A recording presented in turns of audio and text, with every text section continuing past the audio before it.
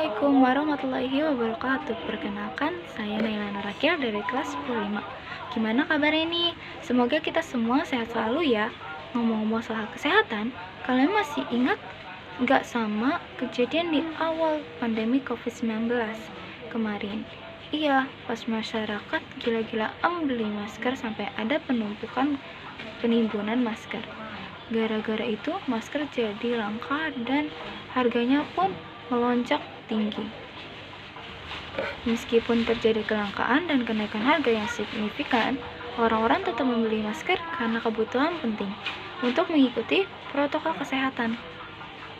Nah, kalau kita perhatiin masalah di atas berkaitan arah sama teori penawaran tersupply yang ada di ilmu ekonomi.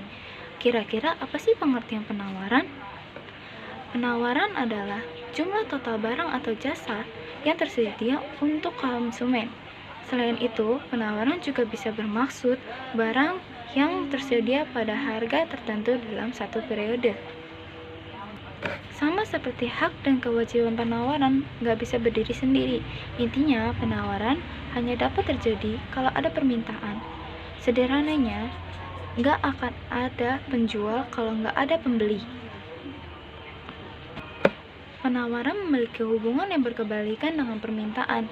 Namun, saat keduanya saling bertemu, bisa mencapai titik keseimbangan. Ternyata ada beberapa jenis penawaran. Berikut ini antaranya. Yang pertama, penawaran pasar atau market, yang merupakan keseluruhan jumlah barang atau jasa dari seluruh penjual atau produsen di pasar. Yang kedua, ada penawaran perorangan atau individu. Penjual perorangan menawarkan sejumlah produk, barang atau jasa dengan berbagai tingkatan harga. Penawaran dapat terjadi jika ada beberapa faktor yang mempengaruhinya. Kira-kira apa saja faktor yang mempengaruhi penawaran ya? 1.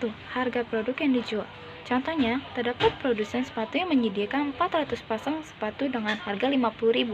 Berapa pasang sepatu yang diproduksi jika harganya berubah menjadi 35.000? Yap, pasokan sepatu akan turun menjadi 250 pasang saja.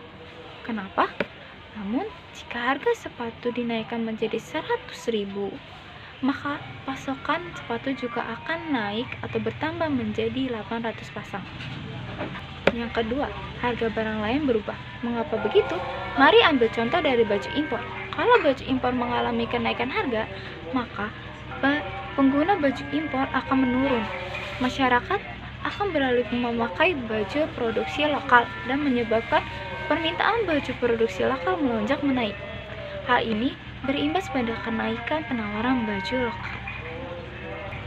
Yang ketiga, peningkatan teknologi. Kegiatan produksi naik berkat bantuan teknologi yang semakin mumpuni. Ini menghasilkan kenaikan pada penawaran barang. Dan selanjutnya juga ada hukum penawaran. Selain jenis dan faktor, penawaran juga memiliki hukum tersendiri. Bunyi hukum penawaran adalah menjelaskan tentang interaksi yang terjadi antara penjual yang berperan sebagai produsen dan pembeli sebagai konsumen. Ketika keduanya bertemu, maka akan timbul kegiatan tawar-menawar. Sama seperti yang sering kita lihat di pasar. Lalu, bagaimana bunyi hukum penawaran? Hukum penawaran menyatakan bahwa hubungan yang terjadi antara barang atau jasa dengan jumlah yang sudah ditentukan atau ditawarkan oleh produsen adalah positif. Berarti, jika harga barang atau jasa naik, maka jumlah barang atau jasa yang akan ditawarkan juga akan naik. Nah, selanjutnya ada kurva penawaran. Kurva penawaran merupakan grafik yang menggambarkan korelasi antara harga dan kuantitas barang yang terjadi pada periode tertentu. Di kurva tersebut, harga akan digambarkan di garis vertikal yang berada di kiri, dan kuantitas barang akan berada di sumbu horizontal.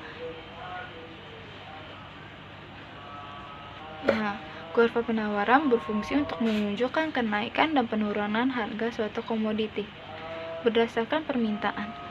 Selain itu, kurva akan bergerak ke atas dari kiri ke kanan jika harga komoditas tertentu meningkat atau jumlah yang ditawarkan meningkat. Selanjutnya ada elastisitas penawaran.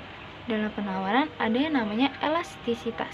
Elastisitas merupakan kenaikan harga yang menyebabkan peningkatan kuantitas barang. Contohnya bisa kita simak di penjelasan saya. Jika terdapat kenaikan harga barang sebanyak 50%, peningkatan jumlah produksi barang otomatis akan naik sebanyak 50%. Jadi, elastisitas penawaran barang tersebut adalah 1. Sebaliknya, jika kenaikan harga 50% dan hanya mampu menaikkan kuantitas sebanyak 10%, maka elastisitas penawaran yang akan terjadi ada 0,2. Contohnya di bawah. Nah, sekian dari penjelasan saya tentang penawaran. Mohon maaf jika ada salah perkataan. Sekian dari saya. Wassalamualaikum warahmatullahi wabarakatuh.